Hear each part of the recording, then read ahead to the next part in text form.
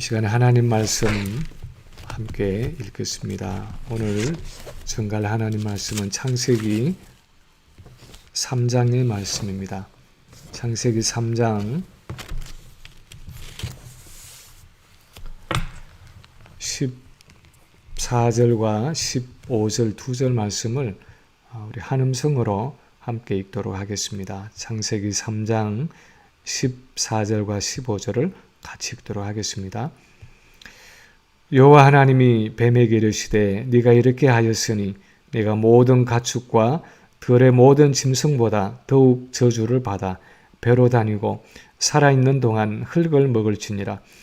내가 너로 여자와 원수가 되게 하고 내 후손도 여자의 후손과 원수가 되게 하리니 여자의 후손은 내 머리를 상하게 할 것이요 너는 그의 발꿈치를 상하게 할 것이니라 하시고. 아멘.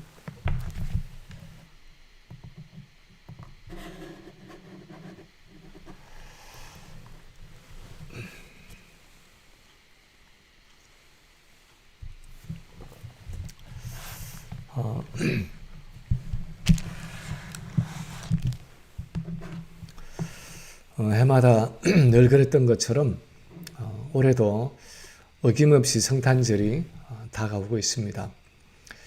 우리가 오늘을 2020년의 성탄주일로 지키고 이어서 이번 금요일에는 예수님이 태어나셨다는 성탄절, 이 크리스마스 데이를 맞이하게 됩니다.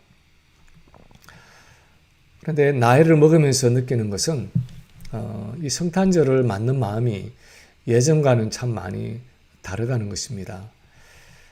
예전에 어린 시절 시골 교회에서 성탄절을 맞을 때는 정말 재미있고 즐거웠습니다. 특히 성탄절 이브가 되면 온 교인들과 이웃들이 함께 모여서 교회에서 저녁을 먹고 1부 예배를 드리고 2부 순서로 성탄 축하 발표가 있었습니다. 성탄에 대한 성경 구절을 암송하기도 하고 성탄절에 대한 찬송이나 캐롤을 부르기도 하고 그리고 그 모든 순서에 빠지지 않는 하나가 항상 연극이었습니다. 예를 들어서 요셉과 마리아가 아기를 안고 앉아있고 목자들과 동방박사들이 그 앞에 엎드려서 예수님께 경배하고 천사들이 둘러서서 찬양을 하는 그런 종류의 성탄절 연극을 우리 주일학교 학생들이 나와서 하곤 했습니다. 그때 금종이, 은종이를 가위로 오려서 별을 만들고 여러 가지 소품을 만들어서 재미있게 연극을 하던 생각이 납니다. 그리고 그때는 또 새벽송도 있었습니다. 이 추운 겨울에 톱밥 난로를 피워놓고 밤을 새워서 노래를 하고 게임을 하고 선물 교환을 하고는 새벽녘에 떡국을 한 그릇 먹고 새벽송을 났습니다.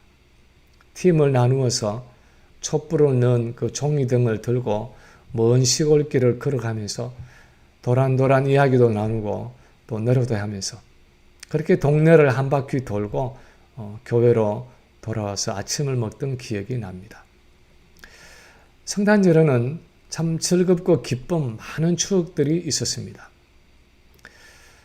그런데 사실 요즘의 이 성탄절은 예전 같지가 않습니다. 더더욱이 코로나 바이러스가 시작된 올해의 성탄절은 참 여러 가지로 마음에 무거운 짐을 지고 맞이하는 성탄절이라고 할 수 있습니다. 코로나 바이러스로 인해서 아직도 예배를 모여서 드리지 못하고 또 직장 생활을 하지 못하는 경우도 많습니다. 경제적인 어려움을 겪고 있기도 하고 자녀들의 삶이 어렵기도 합니다. 주변의 이웃들 중에서나 또 친구나 친척들 중에 코로나로 어려움을 당하기도 하고 심지어 세상을 떠난 경우들도 있습니다.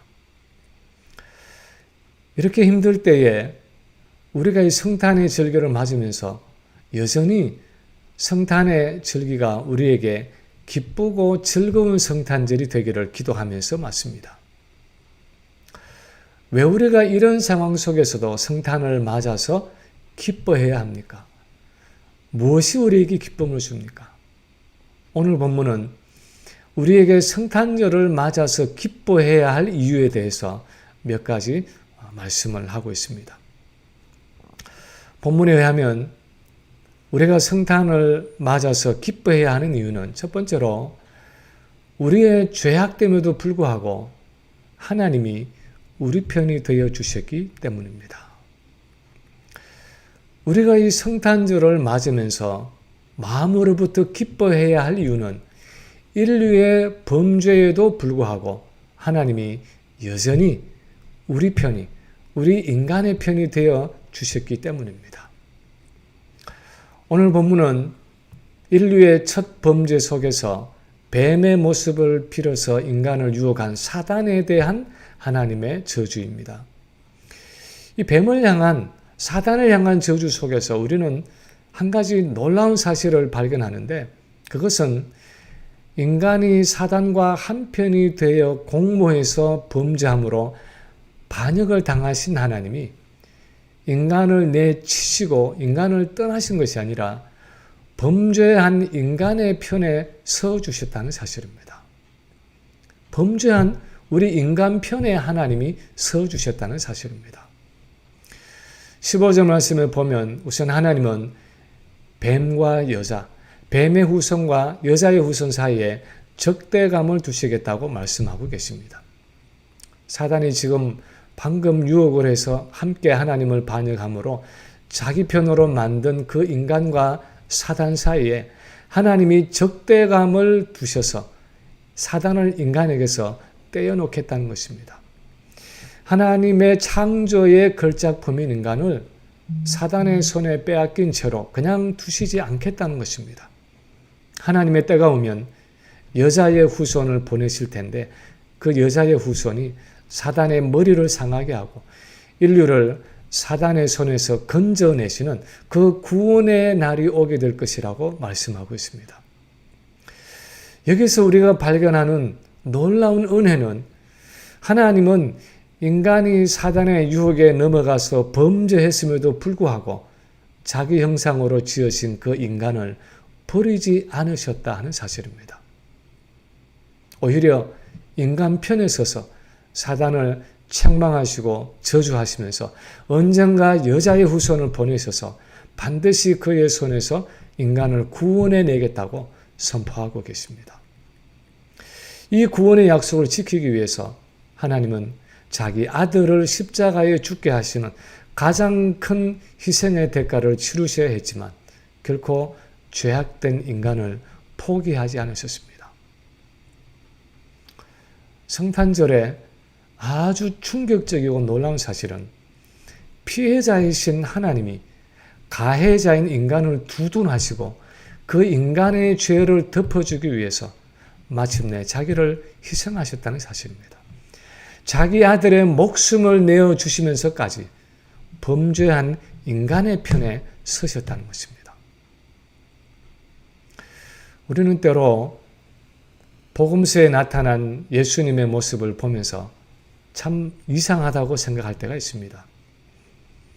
거룩하고 의로우신 예수님이 그 당시 가장 죄가 많다고 여겨졌던 세리와 창녀들과 함께 같은 상에서 먹고 마시며 교제하셨다는 것이 잘 이해가 되지 않을 때가 있습니다. 특히 요한복음 8장에 기록된 것과 같이 간음하다가 현장에서 잡힌 죄 있는 여인, 이 현장범인 여인을 향해서 예수님은 나도 너를 정죄하지 아니하노니 가서 다시는 범죄하지 말라 하고 말씀하신 그 본문을 읽으면서 뭔가 성경이 잘못 기록된 것이 아닌가 생각될 수도 있습니다. 그러나 그것이 바로 성탄의 신비이고 역설이었습니다. 몸을 입고 오신 예수님을 통해서 하나님이 보여주고자 하셨던 그분의 마음이었습니다. 성탄 사건이 우리에게 주는 메시지는 거룩하신 하나님이 거룩하지 못한 죄인의 편에 서셨다는 사실입니다. 하나님의 거룩하심과 공의로는 도저히 용납될 수 없는 그 일을 하시기 위해서 하나님은 자기 아들을 여자의 후손으로 보내시고 속죄의 제물로 십자가에 내어주셨다는 것입니다. 아무도 내 편에 서주는 사람이 없을 때, 누군가가 내 편이 되어준다는 것이 얼마나 어려운지 모릅니다. 특히 가장 힘들 때, 내 인생의 가장 힘들 때에 누가 내 편이 되어준다는 것은 얼마나 필요한 일인지 모릅니다. 더더욱이 내가 범죄하고 실패했을 때, 그래서 모든 사람이 내게 등을 돌리고 나를 떠났을 때 여전히 내 곁에 서서 마지막까지 나를 버리지 않는 그 한 사람이 있을 때 그 한 사람이 내 운명을 바꾸어 놓을 수도 있습니다. 가끔씩 공인들 중에 성실하게 자기의 길을 잘 가다가 한순간의 실수로 어떤 스캔들에 빠지는 경우가 있습니다. 그럴 때 언론도 그렇고 세상 사람들이 다 그를 버릴 뿐 아니라 가전수단을 다 동원해서 그 사람을 험담하고 거의 사회적으로 매장시켜 놓을 때가 있습니다. 그럴 때 쉽지 않지만 잘못과 죄악에도 불구하고 그 사람의 편에 끝까지 남아서 그를 위로해주고 격려해주고 다시 일어날 때까지 떠나지 않고 기다려주는 한 사람을 통해서 그 실족한 사람이 다시 일어나고 회복하는 경우를 간간히 봅니다. 이 성탄 사건이 주는 메시지는 그 어떤 경우에도 내가 연약함과 죄악됨 가운데 있을 그때라도 하나님은 여전히 내 편이 되어주신다는 사실입니다. 그것이 바로 성탄 사건이 보여주는 하나님의 모습이라는 것입니다. 하나님은 자기 형상으로 만드신 인간을 포기하지 않으시고 아들을 희생시키는 대가를 치러가면서도 우리 죄인의 편에 서주시는 분이라는 사실입니다. 두 번째로 또한 우리가 기뻐해야 하는 것은 메시아가 우리와 똑같은 사람의 몸을 입고 오셨기 때문입니다. 우리가 이 성탄절에 성탄에 기뻐해야 하는 또 한 이유는 우리를 구원하기 위해 오신 그 메시아가 우리와 똑같은 몸을 입고 이 세상에 오셨다는 사실 때문입니다. 15절에 보면 하나님은 뱀에게 말씀하시기를 내가 너로 여자와 원수가 되게 하고 내 후손도 여자의 후손과 원수가 되게 하리니 여자의 후손은 내 머리를 상하게 할 것이요 너는 그의 발꿈치를 상하게 할 것이니라 하고 말씀하셨습니다. 그리고 갈라디아서 4장 4절에 보면 오늘 본문에서 말한 이 여자의 후손에 대해서 말씀하기를 때가 참에 하나님이 그 아들을 보내서 여자에게서 나게 하시고 율법 아래에 나게 하셨다 하고 기록하고 있습니다. 다시 말하면 인간의 편에 서신 그 하나님이 보내실 메시아는 여자의 후손으로서 우리와 똑같은 육체를 입으시고 죄의 저주 아래 있는 이 땅에 태어나셨다는 것입니다.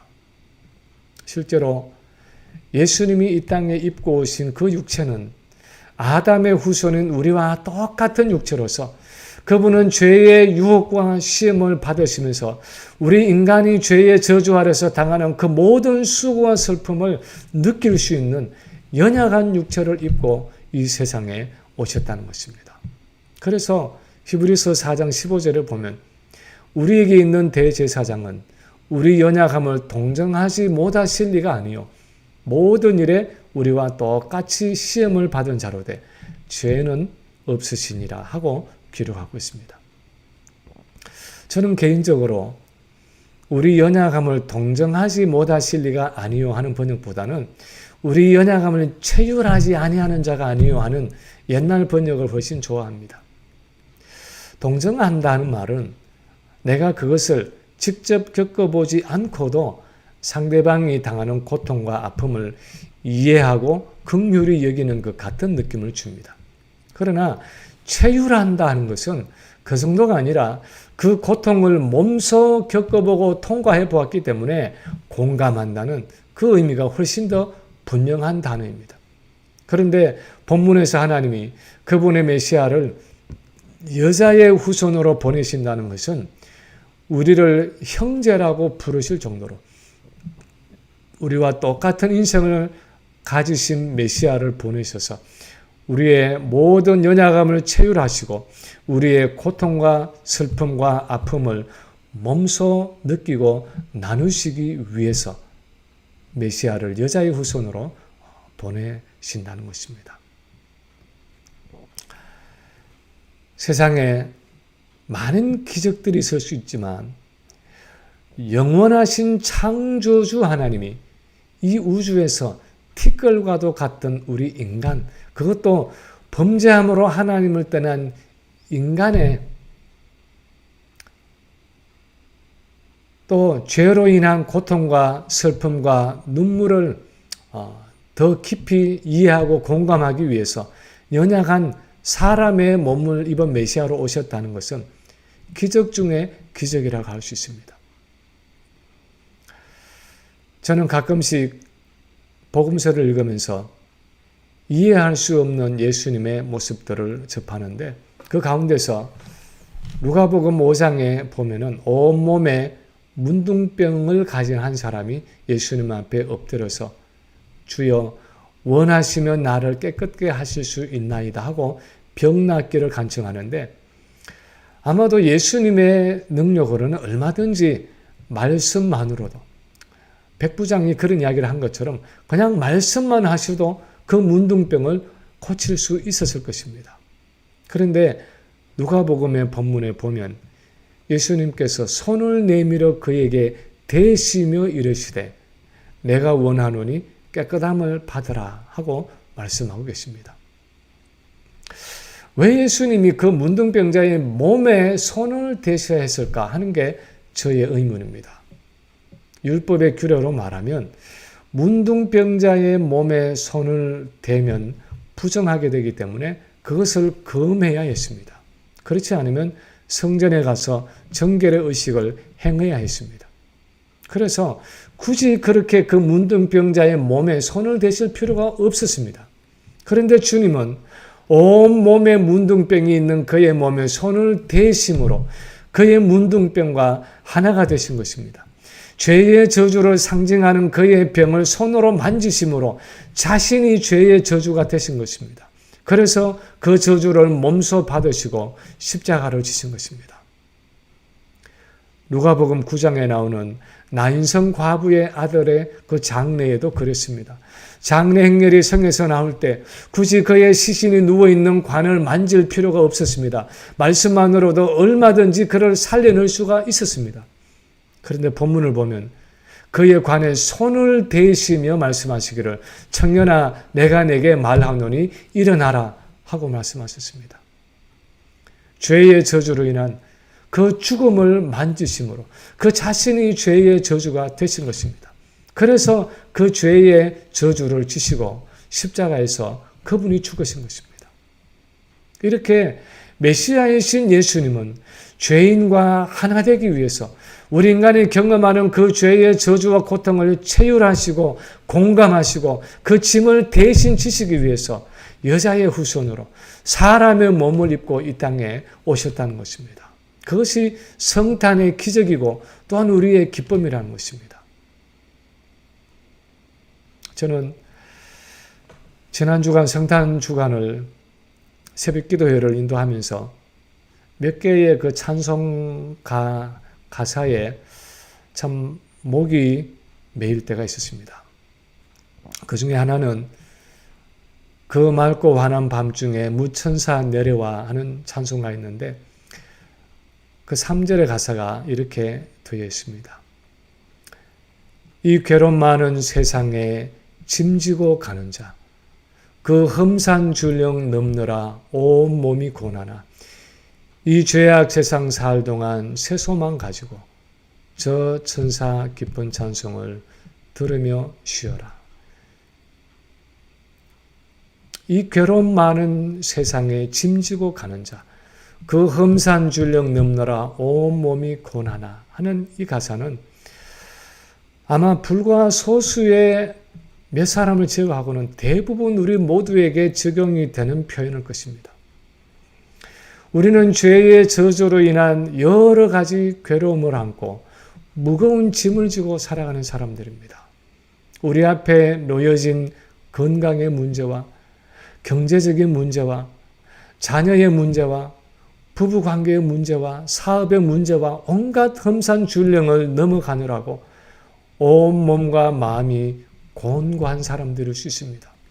그러나 이 죄악 세상을 살아가는 동안 새로운 소망을 가지고 살아갈 수 있는 것은 메시아로 오신 예수님이 여자의 후손으로 오셔서 우리의 모든 연약함과 유혹과 시험과 환난을 체휼하시는 우리와 똑같은 사람의 몸을 입고 이 땅에 오셨다는 사실 때문입니다.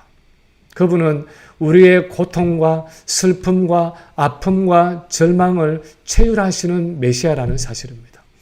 이 세상을 살아가시면서 우리가 겪는 똑같은 시험과 유혹과 환난과 고통을 당하면서 그것이 얼마나 힘들고 어려운 일들인지를 그분은 다 아신다는 것입니다.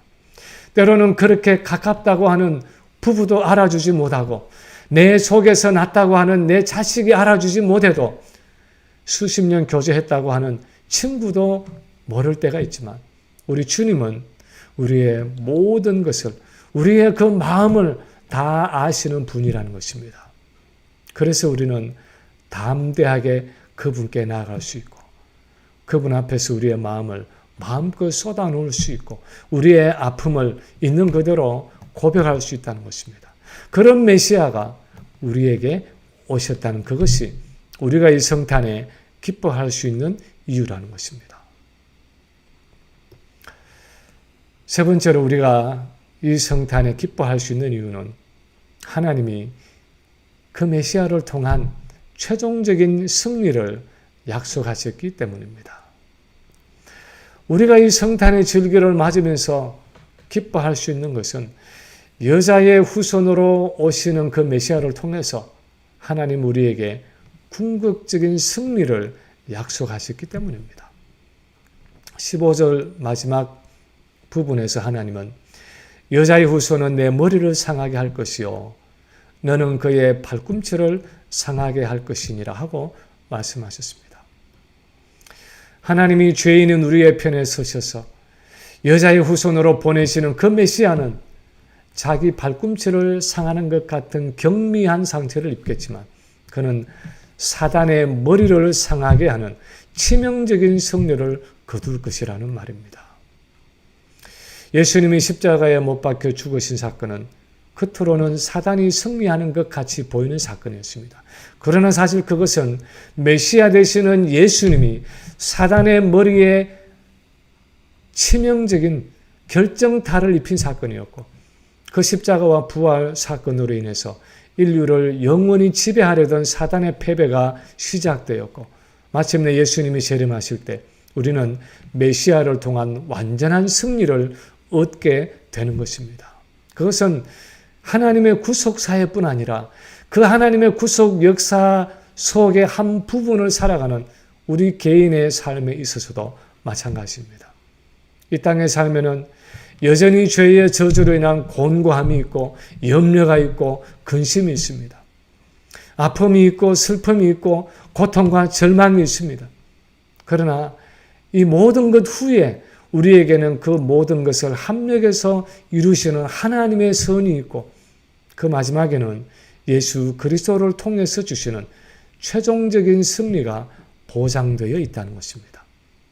우리는 이 땅에서 무엇을 통과하더라도 마침내 승리할 사람들이라는 것을 이미 안다는 것입니다.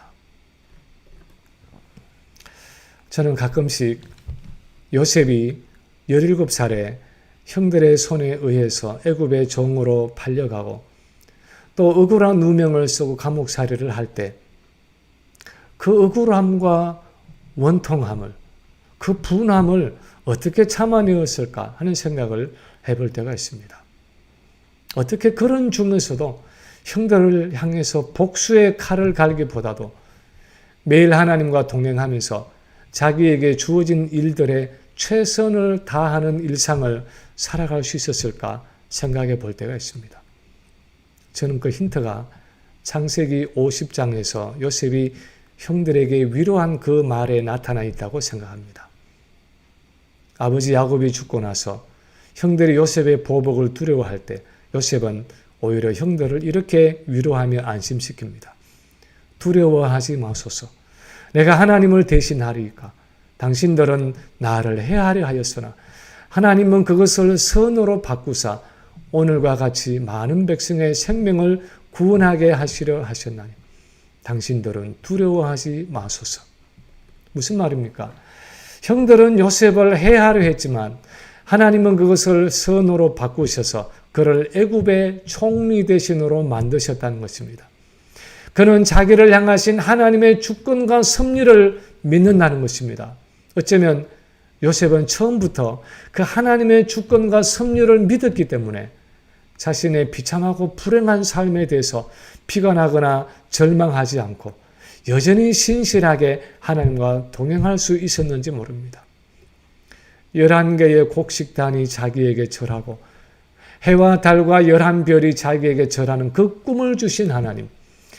그 내용이 무엇인지 구체적으로는 모르지만 언젠가 하나님의 때가 되면 자기에게 최종적인 승리를 주시고 그분의 목적과 계획을 온전히 이루실 그 하나님의 주권을 의지하고 요셉은 자신이 통과하는 그 모든 고난과 슬픔과 아픔을 그 하나님의 꿈을 이루기 위한 과정과 방법으로 여기고 그것을 믿음으로 받아들였던 것입니다. 여자의 후손으로 오신 예수 그리스도를 통해서 하나님이 사단의 머리를 상하게 할 것이라는 이 예언의 말씀이 왜 우리에게 기쁨을 주고 소망을 주는 것입니까? 왜냐하면 비록 지금은 요셉과 같이 힘들고 고달프고 어려운 삶을 살아갈지라도 그리고 때로는 아무도 이해해 주지 않는 원통하고 억울한 삶을 살아갈지 몰라도 하나님이 우리에게 최종적인 승리를 약속해 주셨기 때문입니다. 그 모든 환난과 역경을 통해서 오히려 우리의 믿음을 연단하시고 우리가 온전한 하나님의 백성이 되게 하시고 마침내 내 삶에서 하나님의 궁극적인 뜻을 이루는 그 마지막 승리를 이미 약속해 놓으셨기 때문입니다. 성탄의 사건은 우리에게 메시아를 통한 그 최후의 승리를 확정하시는 사건이라는 것입니다.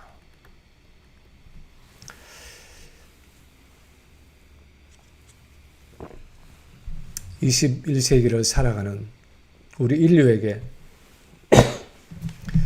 전혀 예상치 않았던 이 코로나 바이러스라는 대역병이 시작된 지가 벌써 1년이 되어가는 시점입니다. 이 팬데믹으로 인해서 세상에 많은 것이 바뀌었고 기대했던 많은 것들이 무너졌고 생각지 않았던 많은 것들을 우리가 잃었습니다. 사람들은 인간 역사가 예수님 전과 예수님 후, 다시 말해서 BC와 AD로 나누어진 것처럼 앞으로의 역사도 코로나 전과 코로나 후로 나누어질 것이다 하고 말합니다. 그만큼 이 코로나 바이러스로 인한 파급 효과는 우리가 상상하는 것 이상으로 클 것이라는 의미입니다. 미국의 정치와 경제와 사회와 문화와 종교와 삶의 모든 영역에, 아니 미국뿐 아니라 온 세계의 정세에 이 코로나 바이러스는 막대한 영향을 미치고 있습니다. 우리 자신도 이 코로나 바이러스 후에 어떤 세상을 살아가게 될는지 모릅니다. 그러나 이 2020년 성탄절을 맞으면서 우리가 분명하게 아는 것은 심지어 이 코로나 바이러스라는 코비드-19이라는 전무후무한 팬데믹을 통해서도 하나님은 우리에게 최종적인 승리를 주실 것이라는 사실입니다. 이런 고통과 환난과 역경이 우리에게 실패와 상실과 패배를 가져다 주는 것이 아니라 이 특이한 역사 속에서 하나님의 목적과 계획을 이루시고 하나님의 나라를 완성해 가신 데 도움이 되고 수단이 될 것이라는 사실입니다. 그리스도 안에서 궁극적인 승리를 가져오는 사건이 될 것입니다.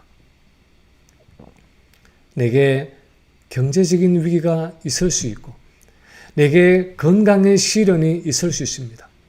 부부관계의 힘듦이 있을 수 있고 자녀 문제로 인한 어려움이 있을 수 있습니다. 내게 온갖 종류의 환난이 닥쳐올 수 있습니다. 그러나 그런 중에서도 2020년 성탄주일을 맞으면서 우리가 반드시 기억해야 하는 것은 그 어떤 상황 속에서도 심지어 나의 죄악됨과 연약함과 실패 속에서도 하나님은 여전히 내 편에 서 계신다는 사실입니다. 나의 이 모든 아픔과 슬픔과 고통과 좌절과 절망을 여자의 후손으로 몸을 입고 이 땅에 오신 그 주님은 다 아시고 체휼하시고 함께 느끼시고 함께 우리의 짐을 지신다는 사실입니다. 그리고 이 모든 환난과 역경을 통과한 후에 하나님은 반드시 우리에게 최종적인 승리를 주실 것이라는 사실입니다. 그것이 이 성탄에 우리에게 약속되어진 기쁜 소식, 즉 복음입니다. 그래서 우리에게는 이 2020년 성탄절에도 여전히 기뻐할 이유가 있고 감사할 이유가 있고 즐거워할 이유가 있는 것입니다. 성탄을 맞아서 서로 축하하고 축복해야 할 이유가 거기에 있는 것입니다. 바라기는 이 2020년 성탄 주일을 맞이하면서 믿음으로 이 하나님의 약속을 바라보면서 그리스도 안에서 기뻐하고 즐거워하는 복된 성탄절기를 지내는 우리 모든 성도들 되시기를 주님의 이름으로 간절히 축원합니다.